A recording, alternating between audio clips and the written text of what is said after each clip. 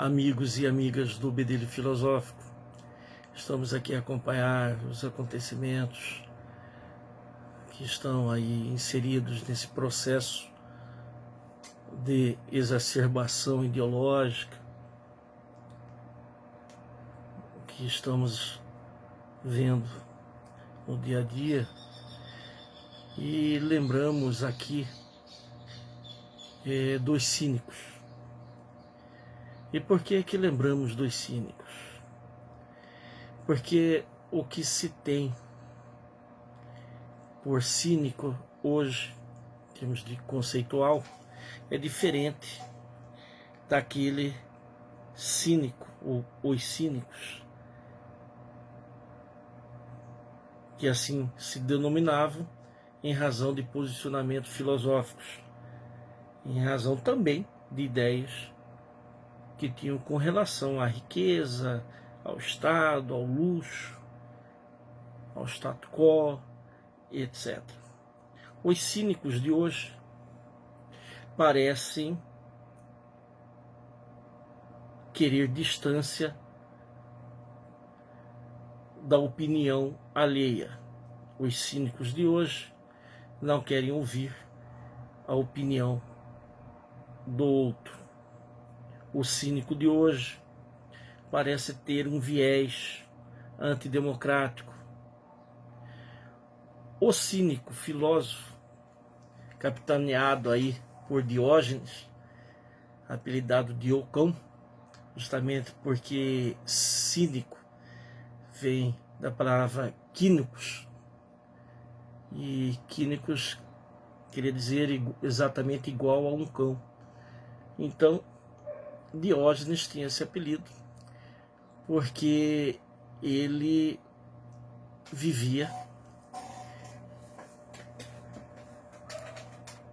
para aqueles que pensavam que apelidando-os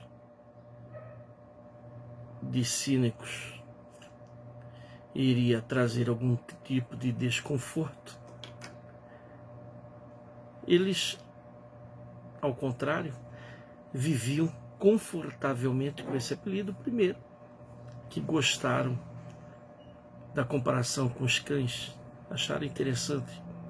E segundo, que eles estavam por aí, sim, vivendo sem qualquer luxo, sem moradia, sem respeito ou considerações maiores a esta ou aquela autoridade, e formalmente, por ser autoridade, tinha o beneplácito de todos, e não acreditavam em luxo, em riqueza, como forma de buscar felicidade. Eram felizes naquilo que consideravam essencial para viver em paz, o seu pensamento, suas ideias. Aliás, Diógenes, inclusive, deu muito trabalho para Platão, porque ele entendia que Platão, de certa forma, aristocratizou, entre aspas, esse termo, a filosofia de Sócrates. Ao citar Sócrates, ele achava que Sócrates vivia como ele, Diógenes, vive, morando num tambor e tendo como bem tão somente um lampião, praticamente um lampião, um saco, e esse lampião ele saía pela cidade à noite. E perguntava para ele: Diógenes, o que você está procurando? Ele dizia: um homem honesto. Sim, um homem que busca a verdade, um homem honesto, portanto. E nesses movimentos todos, onde está a verdade? Ou com quem está a verdade? É tão preocupante que o Procurador-Geral da República, o Dr. Aras, emitiu uma nota no sentido de que as instituições devem ser preservadas. Pois bem, no embate último na Avenida Paulista, grupos pró e contra o presidente da República quase entraram em confronto. E, segundo a Polícia Militar do Estado de São Paulo, dentre eles foram observados elementos neonazistas que estavam no local não para se manifestar pacificamente em termos de ideias, mas sim criar problema, criar confusão, criar desordem. E esses elementos infiltrados passam a ser superdimensionados, porque em movimentos sem lideranças seguras, sem lideranças bem definidas, ficam meio soltos e reféns fáceis desse tipo de comportamento, inclusive antidemocrático. Bonita está a manifestação das torcidas organizadas no estado de São Paulo, como do Santos, Corinthians, São Paulo, Palmeiras, pela democracia. Pela democracia, afastando exatamente isso, essa nota divergente que teima ir por um caminho, e um caminho totalmente contrário àquilo que se entende por respeito às leis, aos direitos e garantias fundamentais individuais consagrados na Constituição Federal e nos tratados internacionais dos quais o Brasil é signatário. Num outro bedelho filosófico, já havíamos manifestado dentro da tripartição do poder, porque ele é um só, e para facilitar a sua administração, ele é tripartido em legislativo, executivo e judiciário. Vimos que os seus representantes, naquilo que possam exorbitar no exercício deste mesmo poder, se veem acuados, e temos condições de acuá-los, aparando essas arestas, essas exorbitâncias, esses abusos, através da própria lei. E há elementos positivados, normatizados para isso, no arcabouço jurídico pátrio. Acontece que as coisas estão andando e estão trazendo mais preocupações. E essas preocupações são notórias a partir do momento que percebemos levante de incontinência verbal dirigidos para pessoas específicas, para ministros específicos, em particular ministros da Suprema Corte Brasileira, do Supremo Tribunal Federal, fazendo com que, de uma forma inédita, 27 presidentes de tribunais de justiça dos estados lançassem mão de um manifesto em apoio aos ministros da citada Corte de Justiça. Olha,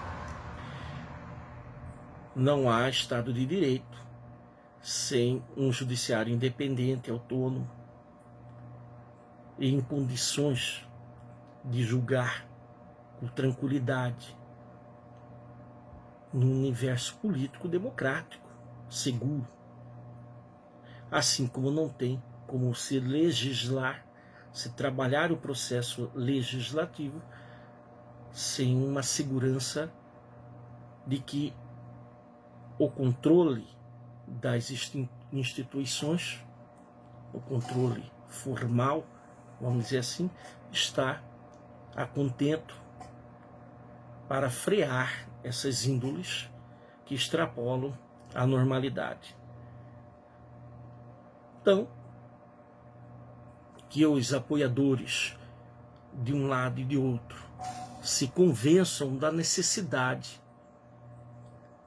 de que na democracia também se exige respeito, se exige ordem para que as suas ideias, o seu pensamento possa fluir e manifestar nos movimentos sociais de forma íntegra, genuína e sem nenhum arrobo maior que não aquele próprio dos movimentos democráticos.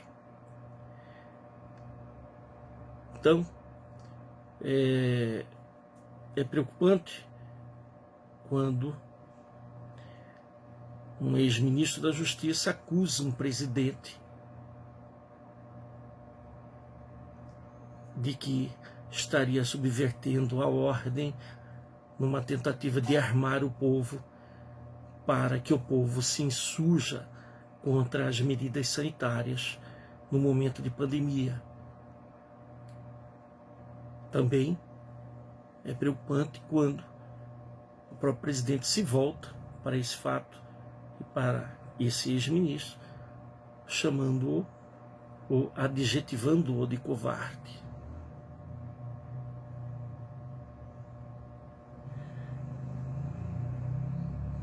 Somado a isso, temos um ministro que foi admoestado publicamente porque se aproveitou ou tensionava se aproveitar de um determinado momento político para aprovar medidas legislativas ao arrepio do convencimento e da opinião de todos. E, ao ser indagado sobre esse determinado deslize ético, simplesmente se limitou a dizer que a dimensão do problema foi justamente pela divulgação de sua fala, pela divulgação do tal vídeo. Então, são coisas que absolutamente nos preocupam e preocupa qualquer pensador, qualquer filósofo, qualquer magistrado, qualquer autoridade, qualquer professor, qualquer sociólogo, cientista social, político, porque as coisas estão caminhando e estão ficando aparentemente sem controle. Esperamos, e aqui o Berílio filosófico exorta, para que todos voltem a caminhar de uma forma mais segura, com um pensamento voltado à segurança de todos. Como diz Rodelin na sua poesia, caminha somente nu vida dentro e não te preocupes. Ou seja, se desarme.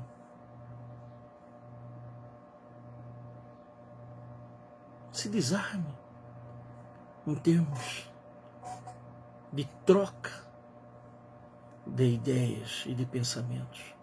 Vá para o combate democrático de forma respeitosa a consagrar muito mais o conteúdo do que a arrogância. Sejamos humildes, simples como Diógenes, que não via nenhuma razão em ter mais do que aquilo que entendia essencial para a felicidade, para a vida e para a sua sobrevivência. É por aí.